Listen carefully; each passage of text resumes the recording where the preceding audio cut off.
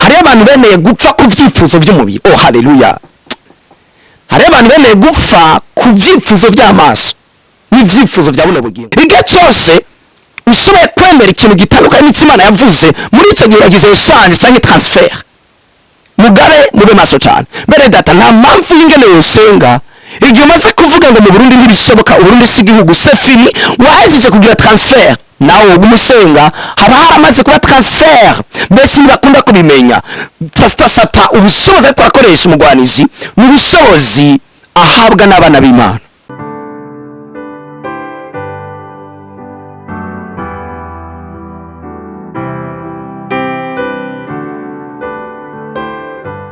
Hori CANAAN TV, shalom, turizera ko mugoye neza cyane. Uyu munsi twasuye kuronka kandi kajyo indi opportunité twahawe n'Yesu Kristo kugira ngo dushobore gusangira ijambo ry'Imana. Jane twamukozi w'Imana Clovis ndwamahoro turi kumwe, twagarutse gushobora kubandanya icyo dukunda kwitwa Kingdom Series cyangwa les séries du royaume, n'urukurikirane rw'ubutumwa bwiza bw'ubwami, aho dufata icigwa kimwe tukakidebatako tukakiguma ku kwezi kose. N'uyu munsi rero twasuye kugirwa akajyo ko guhabwa umwanya no kuri Hori CANAAN TV. Turabahaye kaze cyane, kadutangure dusenga. Data mu izina rya Yesu Kristo turagushimiye cyane, nidusenga mu buryo bw'idini mu buryo bw'imigigwa. Turagushimiye ko uri present muri kino kiganiro kugira ngo ushobore gufasha abantu kumva ibirenge byo twavuze mu izina rya Yesu Kristo dusenze kandi twizeye, amen. Yes, dufite Kingdom Promotion cyangwa twise le promotion du royaume. Ushize twako turaganira kungene Imana iduza abantu. Twarize kuri Maria na Yosefu, twarize kuri Abraham, twarize kuri abakozi Imana batandukanye, Daniel Ibabuloni, chat Imana imushaje mbega niki, twarabibonye. None umunsi twasuye kubandanya. Reka twisunge cyandiko kimwe twariko turisunga rafa passé kugira ngo mushobore gutahura ivyumviro bitari bike twisunze ijambo ry'Imana. Abi Filipi igice ca 2 ku murongo wa 6 aravuga ngo ubonaho yarasanganye ishusho y'Imana niyumvire yuko kuringanira n'Imana ari ikintu cyo kumirako. Manshime cyane, ariko yisiga ubusa yakira ishusho y'umushumba acikusa n'abantu. Icambere mu gutahura ntiyasa n'abantu. Sizwe mu vyumva icyatumye asa n'abantu ni Imana yarateguye dès le commencement du monde. Sinzi ko muvyumva ikizotuma sigwa hejuru suko gusa yaje mu isi, ahubwo nuko yaje mu isi hama kemera ic'Imana ari keneye gushisa mu gihe ciwe. Uno musi gusigwa hejuru kwawe ntigwagaze mu bintu byinshi. Nuko nayobwira fa passé aha Yesu Kristo bacha batwereka kuri verset 9 itwereka ngo nicyo cyatumye Imana imuha rya zina rirenge yandi mazina yose. Manshime cyane arababwira fa passé birumvikana ko ari l'identification y'ingene Imana ikuzi, nikuzi ko witwa Pascal canke Yohana canke Macumi. Izina ryawe siryo, izina ryawe rifatanye na kijya kintu ushoboye guhishura Imana yifuza gukora mu gihe cyawe. Yesu Kristo igituma yiswe umwami w'abami, Imana ikamuha izina rirenga yandi mazina yose, suko yasenga cyane. Byari byiza cyane gusenga, ni igikorwa kidufasha guhishura ico kintu Imana ikeneye kudukoresha mu gihe cyacu. Gusenga si kugira ngo Imana itworohereze, gusenga si kugira ngo Imana iducire inzira. Gusenga ni gikorwa hano kwisi kugira ngo bikunde ko umuntu yitransporta akaja mu bwami bw'Imana. Cyangwa ndakuvuga ngo gusenga ni moyen de transport. Ni moyen de transport injana Imana yateguye ivyo nzokora. Reka mfate volcano umuduga hano Burundi benshi bazi ni miduga itwara abantu. Burya dufate ko imuyinga hari ahantu haza kubera inama. Iyo mfashe imodoka sico gikomeye. Igikomeye siko nasenze. Inama iza kubera imuyinga. Nimba inama iza kubera imuyinga, president w'u Burundi ni yari. President w'u Burundi rero afise ibintu akeneye kunkoresha. Jewe ndumutegesi kanaka ndi ngayi Bujumbura. Ndi muri leta y'u Burundi.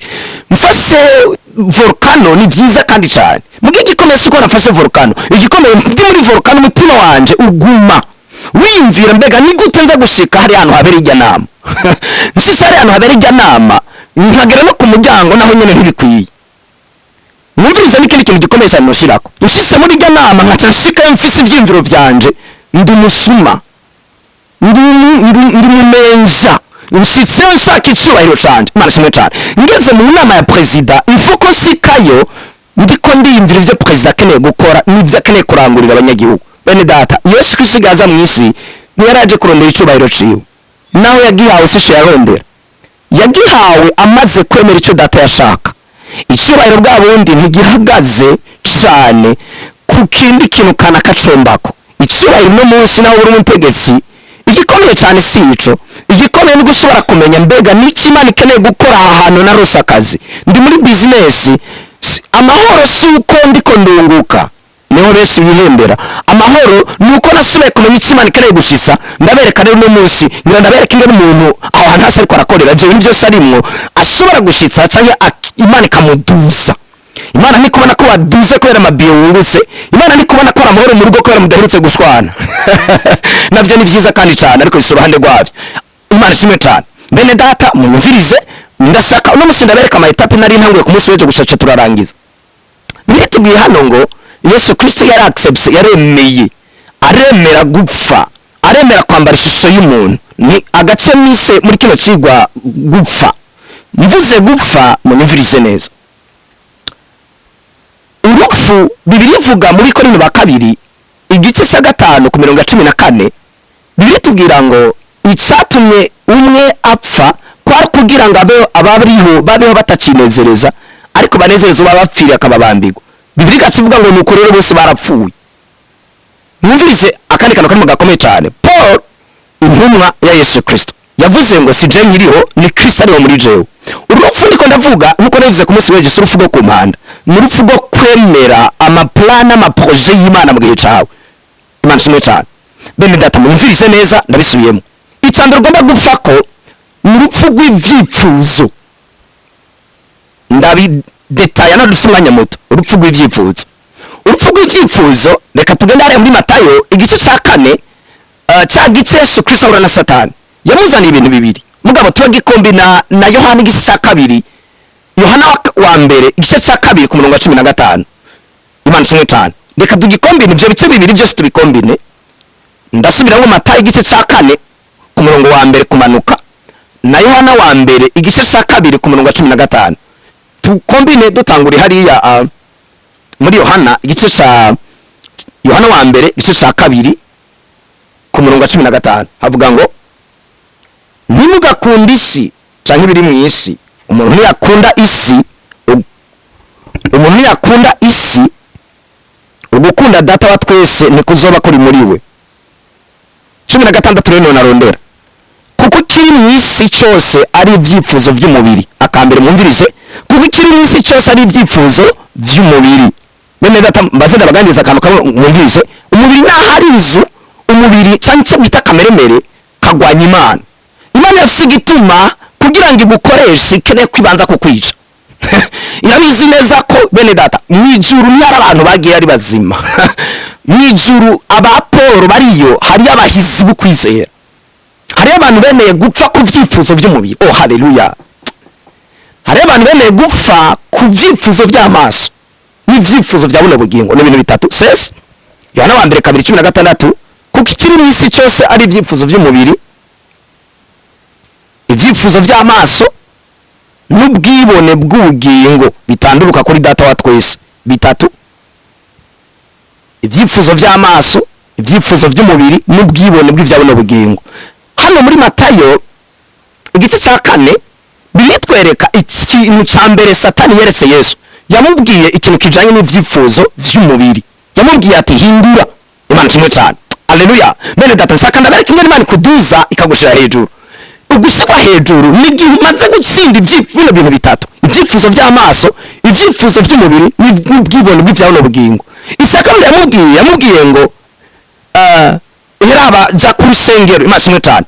Wikorera abamareka bazokuramira. Ivyo ni ibyifuzo by'ibyabuno bugingo. Acamara iki kintu gikomeye cyane ati raba ibyifuzo by'amaso, raba ndaguha ubwami narabuhawe. Imana kimwe cyane. Hano harimo kandi kantu gakomeye cyane, narabuhawe. Ninde yahaye ubwami Satani? Ni Adamu na Eva.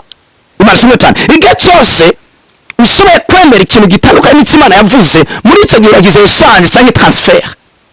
Mugabe mube maso cyane. Bene data nta mpamvu y'ingene yosenga igihe umaze kuvuga ngo mu Burundi ntibishoboka, Uburundi si igihugu, c'est fini, wahejeje kugira transfer. Nawe umusenga haba haramaze kuba transfer. Mbese ntibakunda kubimenya. Twasata ubushobozi twakoresha umugwanizi n'ubushobozi ahabwa n'abana b'Imana.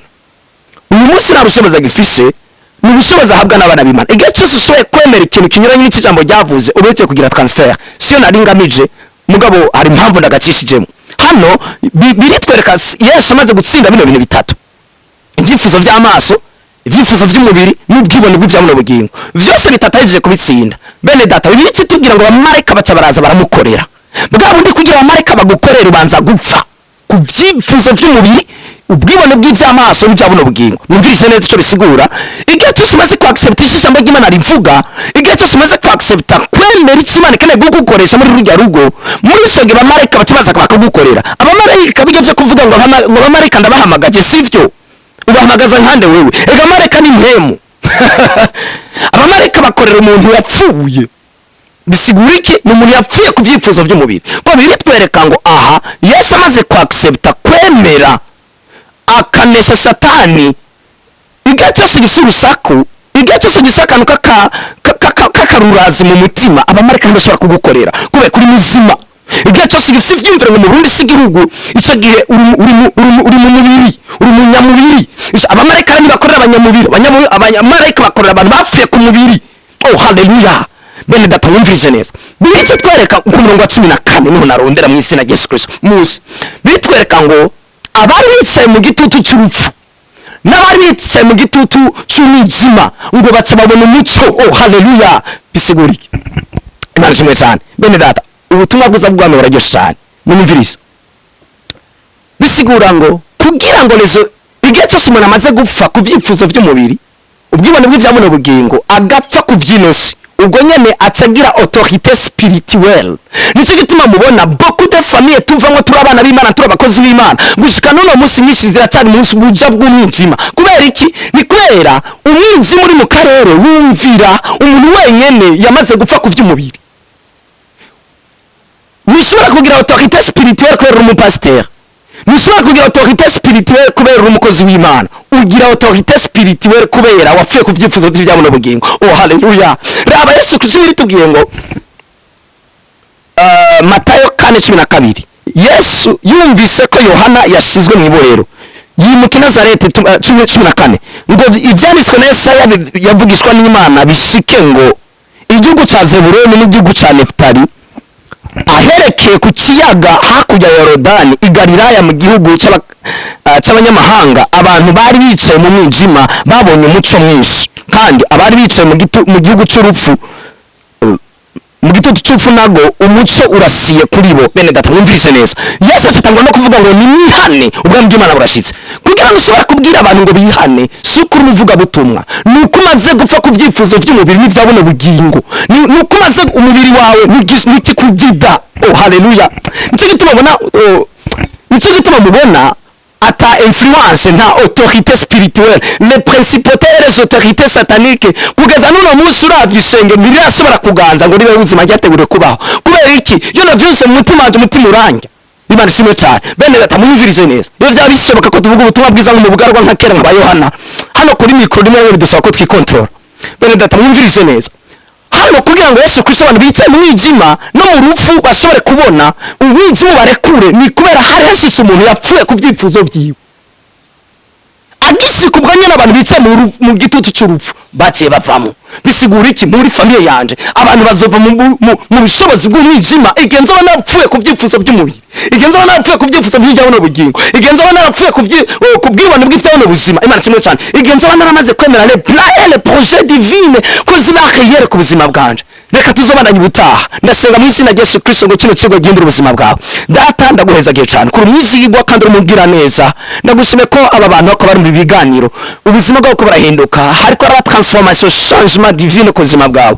Mu yera ndaguhezagiye cyane kuri mwisi yigwa. Urazi bikenewe n'ubushitsi ijambo ryawe kandi urikurikirana. Mu izina rya Yesu Kristo no dusinze kandi twizeye. Amen.